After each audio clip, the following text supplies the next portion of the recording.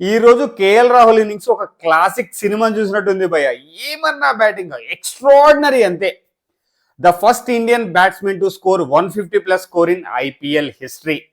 ఈ రన్స్ ఇవన్నీ పక్కన పెట్టేస్తే మనోడు ఓపెనర్ దిగిన దగ్గర నుంచి లాస్ట్ బాల్ ఆడే వరకు నిజంగా అద్భుతమైన బ్యాటింగ్.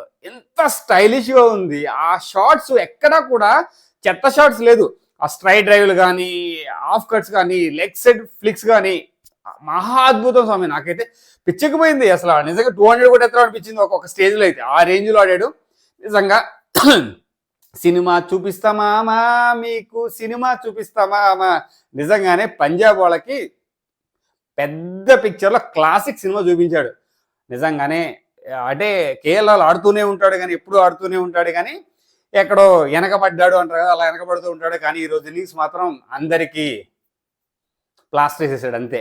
నిజంగా అద్భుతమైన ఇన్నింగ్స్ భయ. మాటలు లేవు, మాట్లాడుకోవడాలు లేవు. మళ్ళీ ఇంకొకసారి ఎన్నిసార్లు చూసినా కానీ ఇన్నింగ్స్ అద్భుతంగానే ఉంటుంది. హైలైట్స్లో ఒకవేళ మ్యాచ్ మిస్ అయితే ఖచ్చితంగా హైలైట్స్ ఉండబోయా. ప్రతి బాల్ హైలైటే. అంత క్లాసిక్గా ఉంది బ్యాటింగ్ అయితే. అసలు సూపర్ అంటే సూపర్. అసలు నిజంగానే సినిమా చూపించేశాడు. అందరు బౌలర్ని ఊచకోత అంటే ఉత్తి కారేశాడు అంతే. అంత స్పెషల్ ఇన్నింగ్ చూసిన తర్వాత మాట్లాడకపోతే ఎలా? మాట్లాడాలి కదా. సో మాట్లాడాలనుకుని మాట్లాడేసాం. మీకు ఎలా అనిపించిందో కమెంట్ సెక్షన్లో కమెంట్ చేయండి. జై హింద్ శ్రేణి సైనింగ్ ఆఫ్.